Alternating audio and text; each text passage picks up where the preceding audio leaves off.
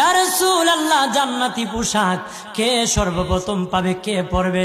নবী বলেন, আয়েশা রে, জান্নাতি পোশাক সর্বপ্রথম আমি রাসূলুল্লাহ পাবো, কিন্তু আমি নবী সর্বপ্রথম পরব না। সর্বপ্রথম ইব্রাহিম খলিলুল্লাহকে জান্নাতি পোশাক পরানো হবে। কেন জানুনি? ইব্রাহিম নবীকে নমরুদের আগুনে যখন ফেলে দেওয়া হয়েছিল, দুনিয়ার সব ছেড়ে দিয়েছিল, বাড়ি ছেড়ে দিয়েছিল, সম্পদ ছেড়ে দিয়েছিল, মা বাবা ছেড়ে দিয়েছিল, এমনকি গায়ের জামা যখন খুলে নে, ইব্রাহিম কয়েক কাপড় ছেড়ে দিতে পারি, আমার আসমানের মালিককে ছেড়ে দিতে পারি না।